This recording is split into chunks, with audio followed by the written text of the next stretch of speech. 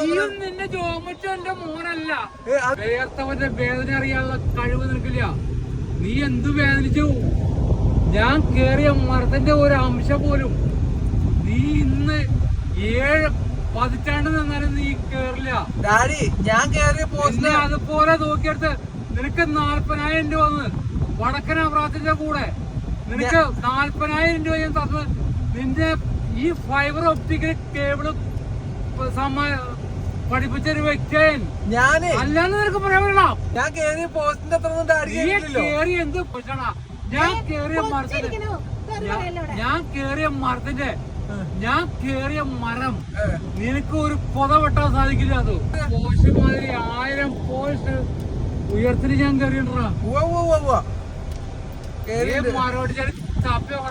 അങ്ങനെ വളർത്തിയതാടാ ചാബി.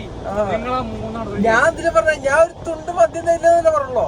എന്റെ കൈ കൊണ്ട് മദ്യം വേണ്ട, നീയും വേണ്ട, നിന്റെ ഒരു പരിപാടി എനിക്ക് വേണ്ട. നിന്റെ മക്കളായിട്ട് സന്തോഷമായിട്ട് ജീവിക്കുന്നത് കണ്ടാ മതി. മദ്യം വേണ്ട, നിന്റെ ഒരു രൂപയും വേണ്ട. ഞാൻ ഒരു കാര്യം പറയട്ടെ, എന്നോട് നീ ഒരു കാര്യം പറയണ്ട. ഞാൻ തീരുമാനിച്ചു വെച്ചേക്കണ കാര്യ.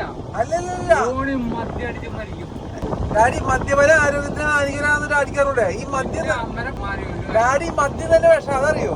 നീ പോയി ചാവട. ഇന്നലെ ഈസ്റ്ററായിരുന്നു, ഇന്ന് തിങ്കളാഴ്ചയാണ്. ഒരു 100 രൂപ ഡാഡിക്ക് ഇന്നാന്ന് പറഞ്ഞിട്ട് നീ എനിക്ക് എന്റെ അപ്പന് ഞാൻ ഡാഡി ഓരോ ഈസ്റ്ററിനും ഓരോ ഓണത്തിനും ഓരോ പരിപാടിക്കും എന്റെ അപ്പന് കൊടുക്കാത്ത മദ്യം ഞാനില്ല മോനെ. എന്റെ അപ്പൻ അയാൾക്ക് ഞാൻ കൊണ്ടുപോയി കൊടുക്കും. ഡാഡി ഞാൻ കുടിച്ചോ മദ്യപാനം. ഞാനും എന്റെ അപ്പനും എന്റെ ചേട്ടനെ ഒരുമിച്ചെടുത്തുള്ള മദ്യടിക്കാറുണ്ട്. പക്ഷെ ഞാൻ മദ്യം മേടിച്ചില്ല. നീ മദ്യം മേടിക്കുന്ന നീ ചത്ത ശവത്തിന് തുല്യടാ. ഡാഡി ഞാൻ മദ്യം മേടിച്ചില്ല പറഞ്ഞോ. ഡാഡി എല്ലാ ചെലവും ഞാൻ വഹിക്കും. ചത്ത ശവത്തിന് തുല്യടാ മദ്യം മേടിച്ചത്. നീ എന്റെ മോനല്ല. എന്താ നീ എന്റെ മോനല്ല. നീയും നിന്റെ ജോമച്ച എന്റെ മോനല്ല. അങ്ങനെ പറയില്ലടി. ഞാനൊരു പാവല്ലേ? നീ പാവ.